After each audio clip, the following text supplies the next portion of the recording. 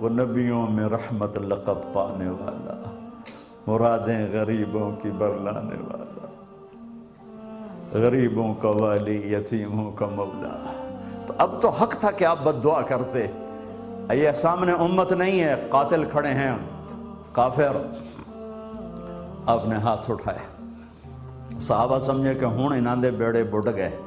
اللہم اغفر لقومی فإنہم لا یعلمون، اللہ میری قوم کو معاف کر دے، انہیں میرا پتہ کوئی نہیں ہے۔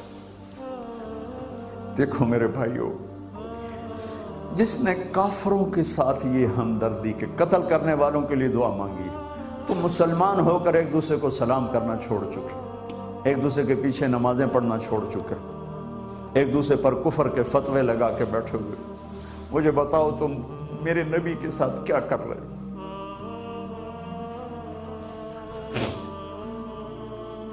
وہ تمہیں فرقوں میں بانٹ کر گئے تھے یا امت بنا کر گئے تھے؟ کیوں اس نادان کھیل میں اپنی زندگی برباد کرتے ہو؟ کیوں نہیں مسلمان بن کے رہتے ہو؟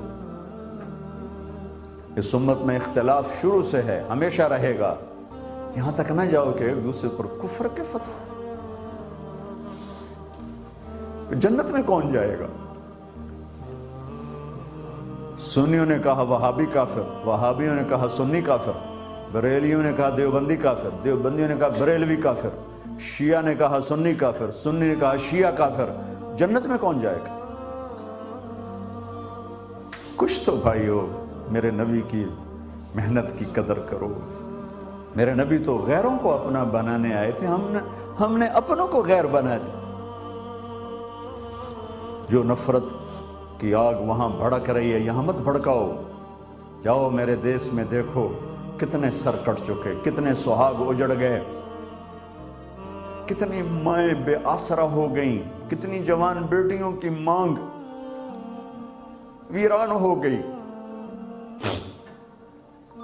کیا اسی کا نام اسلام ہے؟ اسی کا نام عشق رسول ہے؟ اسے وہ دین کہتے ہیں؟ ایک دوسرے کی مسجدوں میں نہیں جاتے ہو، ایک دوسرے کے پیچھے نمازیں نہیں پڑھتے ہو، جنت کے ٹھیکیدار بن گئے ہو۔ مجھے بتاؤ تم کہاں سے یہ دین لے کر آئے ہو جس میں تم فرقوں میں بٹ گئے ہو، نفرتوں کی آگ تم نے لگا دی ہے؟ یہ کہاں سے اسلام آیا ہے؟ میں تمہیں اللہ اس کے رسول کا واسطہ دیتا ہوں۔